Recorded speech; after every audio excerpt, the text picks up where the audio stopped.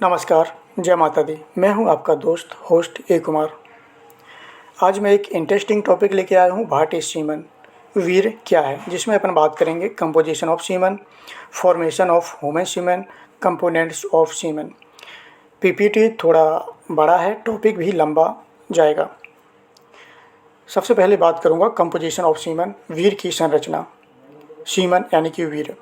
वीर को वीर द्विव के रूप में भी जाना जाता है। यह एक कार्बनिक द्विव है जिसमें शुक्राणु हो सकते हैं।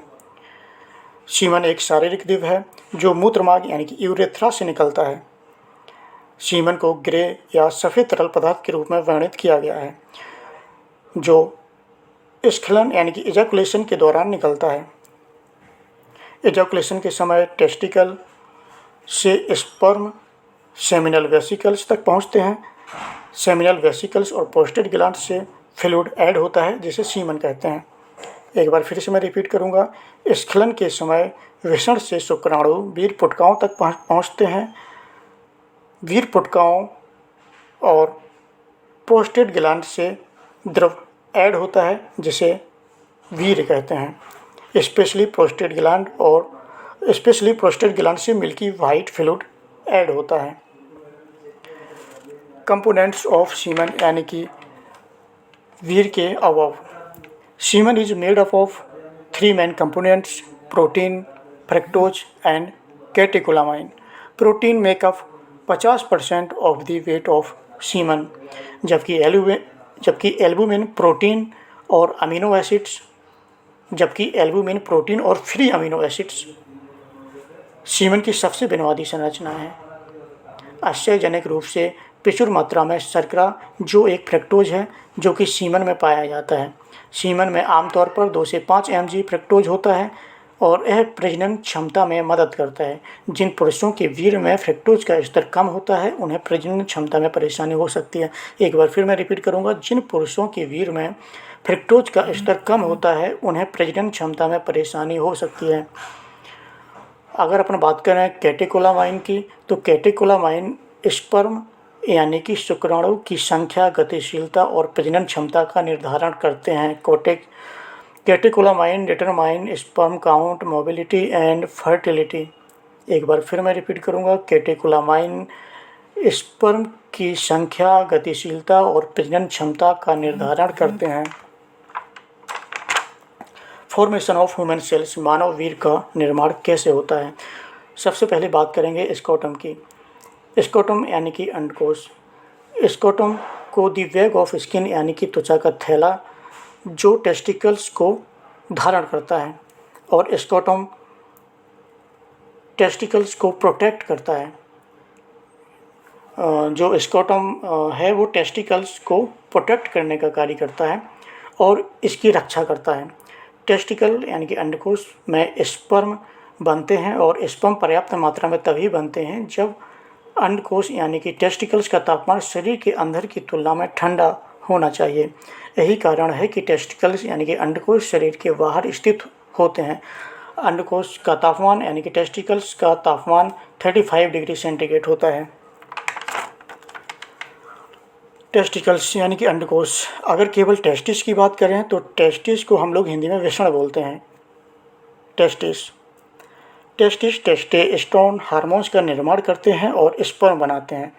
टेस्टिस के अंदर नलिकाओं के कुंडलित द्रव्यमान होते हैं जिन्हें अर्धवृत्ताकार नलिकाएं यानी कि सेमिनोफेरस ट्यूबुलस कहते हैं।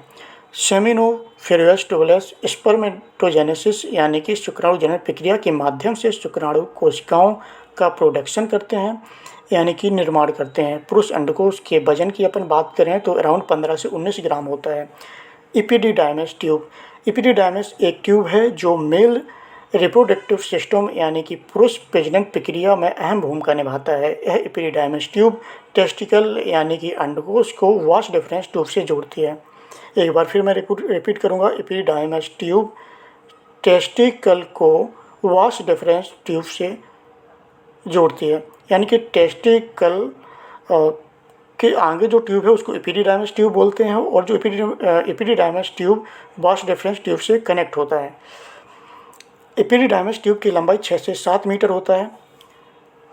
20 से 30 फीट लंबी होती है एपिडिडाइमस ट्यूब। सेमिनल वेसिकल्स यानी कि वीरपुट का। सेमिनल वेसिकल सेमिनल फ्लूइड उत्पन्न करते हैं जो चिपचिपे और फ्रक्टोज से भरपूर होते हैं और यह वीर सीमन का 65 से 75% हिस्सा बनाते हैं। The fluid provide sugar for energy, citric amino acids, flavin, enzyme, proteins and vitamin C. Prostate ग्रंथियाँ, प्रोस्टेट ग्लैंड से citric acids, zinc acid, phosphatase,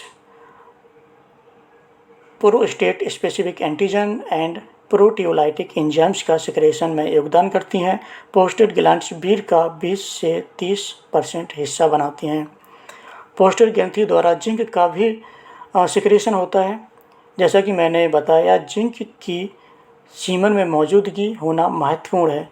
क्यों महत्वपूर्ण है? क्योंकि क्रोमेटिन को स्थिर करने के लिए जिंक का उत्पादन महत्वपूर्ण है, क्योंकि शुक्राणु में यानी कि स्पर्म में डीएनए होता है। यदि प्रोस्टेट ग्लैंड द्वारा जिंक का उत्पादन कम हो जाता है तो स्पर्म कमज़ोर हो जाते हैं और प्रजनन क्षमता कम हो जाती है। सीधे शब्दों में कहें कि अगर सीमन में जिंक की मात्रा कम है तो जो उसके अंदर स्पर्म है वो कमज़ोर हो जाएंगे और प्रजनन क्षमता पुरुष की कम हो जाएगी। वल्वोयूरेथ्रल ग्रंथि, वल्वोयूरेथ्रल ग्लैंड या कॉपर ग्लैंड्स। वल्वोयूरेथ्रल ग्लैंड्स म्यूकस का सिक्रेशन करती है जो सीमन यानी कि वीर का 1% होता है। यह म्यूकस वीर को एक जेली जैसा स्थिरता प्रदान करता है। जब मादा और नर शारीरिक संबंध बनाते हैं तब तो यह सीमन यानी कि वीर नर से इजाकुलेट यानी कि स्खलित होकर मादा के सर्विक्स और वजाइना में चला जाता है। मैं एक बार फिर से रिपीट करूँगा। जब मादा और नर शारीरिक संबंध बनाते हैं तब तो वह सीमन नर से इजाकुलेट यानी कि स्खलित होकर मादा के सर्विक्स और वजाइना में चला जाता है। सीमन में 10% स्पर्म होते हैं, 90% फ्लूइड होता है। Fluid copper glands, seminal vesicles और प्रोस्टेट ग्लैंड से प्राप्त होता है। कॉपर ग्लैंड में फ्रीकम का निर्माण होता है। सेमिनल वेसिकल्स में fructose, vitamin C, citric acid का निर्माण होता है, जबकि प्रोस्टेट ग्लैंड में जिंक, सोडियम, ग्लूकोज, कैल्शियम का निर्माण होता है। स्ट्रक्चर के माध्यम से आसान भाषा में अपन पुरुष प्रजनन तंत्र यानी कि मेल रिप्रोडक्टिव सिस्टम के बारे में बात करते हैं। हमारे स्क्रोटम के अंदर टेस्टिस होते हैं। टेस्टिस को अंग्रेजी में वृषण कहते हैं। टेस्टिस से एपिडिडाइमस ट्यूब कनेक्ट होती है जिसकी लंबाई 6 से 7 मीटर होती है, जो वास डिफरेंस ट्यूब से कनेक्ट होती है। कहने का सीधा तात्पर्य यह है कि स्पर्म टेस्टिस से निकलकर एपिडिडाइमस ट्यूब से होकर वास डिफरेंस ट्यूब के रास्ते प्रोस्टेट ग्लैंड, सेमिनल वेसिकल तक पहुंचते हैं, जहां फ्लूइड यानी कि द्रव ऐड होता है और यूरेथ्रा ट्यूब यानी कि मूत्र द्वारा बाहर निकलते हैं, जिसे सीमन कहते हैं। अतः सीधे शब्दों में कहें तो स्पर्म और फ्लूइड के मिश्रण को सीमन कहते हैं। आशा करता हूँ कि मेरे द्वारा बताई गई सीमन यानी कि वीर संबंधित जानकारी आपको अच्छी लगी होगी। सीमन भी हमारे जीवन का अहम हिस्सा है, इसे नकारा नहीं जा सकता है। फिर से हाजिर होऊंगा एक नया टॉपिक लेकर, तब तक के लिए जय माता दी।